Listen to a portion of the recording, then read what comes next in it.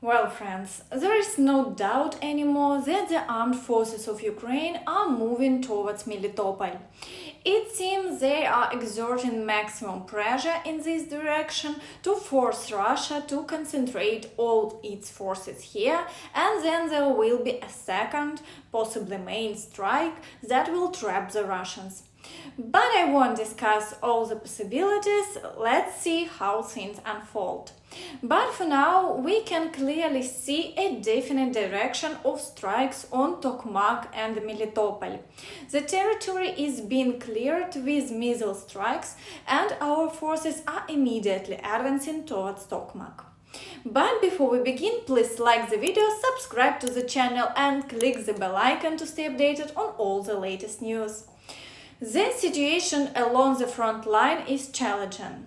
The Ukrainian armed forces are moving forward powerfully in the area around Robotyne with several units, but unfortunately the occupiers have strengthened their positions enough to hold them. They are also firing in response, making it difficult for our troops to advance. Similarly, battles are taking place in the area of Novopokrovka, and the occupiers there are also not retreating, and the front line remains unchanged over the past day. Looking at the geolocation map, it can be seen that the Ukrainian armed forces are shelling the occupiers' defenses not only in the area of Robotyne, but also in the Pyatikhatki region. In the area of Vuhledar, the number of shelling incidents hasn't decreased.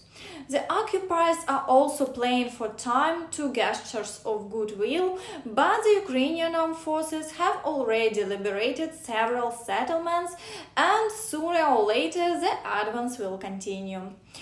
As of now, there have been no new attacks along the front line, and the situation remains unchanged over the past day. In the direction of Kherson, the Ukrainian armed forces are shelling the area near Novokakhovka. The entire front line is under fire to push the occupiers further away. There are also exchanges of fire in the area of Antonivka Bridge, and the Ukrainian armed forces are holding their positions. The occupiers haven't made any new gestures of goodwill so far.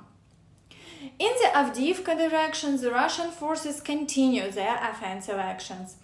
They have sufficient manpower and equipment, so the attacks only cease temporarily for regrouping. The occupiers are conducting offensive actions near Avdiivka, targeting ceramic and assaulting the outskirts of Avdiivka. They are losing many resources but continue unsuccessful attacks as the front line remains unchanged over the past day. Further south in Marinka, the fighting continues, and the occupiers are trying to approach the outskirts of Novomykhailivka. However, the Ukrainian armed forces are successfully holding their defense, and the front line remains unchanged. In the Bakhmut direction, the Ukrainian armed forces are consolidating their positions in the Klishivka area, and no new successes have been reported so far. In the Kurdyumivka area, the Russian advance wasn't halted, but efforts are being made to eliminate the occupiers, and new advances are expected soon.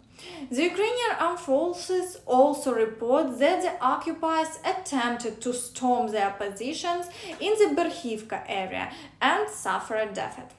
In any case, it is evident that the Ukrainian armed forces have the upper hand in this direction, and the occupiers are gradually forced to retreat. In the Krymina and Siversk areas, the situation remains unchanged. The occupiers no longer launch attacks after successful advances and only engage in shelling. The Ukrainian armed forces are in defense and don't conduct any attacks.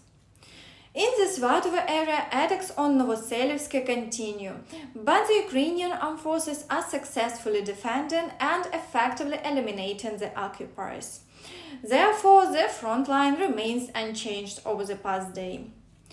In the Dvorichne area, there are ongoing shelling incidents, but without offensive actions, and the situation can be considered stable. Also, in the past days, the defense forces destroyed another 550 occupiers, 24 artillery systems, 5 tanks, and other enemy equipment. Furthermore, the Minister of Foreign Affairs, Dmytro Kuleba, stated that he is generally satisfied with the results of the NATO summit in Vilnius for Ukraine and believes that the invitation for our country is now closer than it seems. When asked if he is satisfied with the summit results, Kuleba responded, "Overall, yes." And that's all for now. Thank you for watching and see you next time. Bye bye.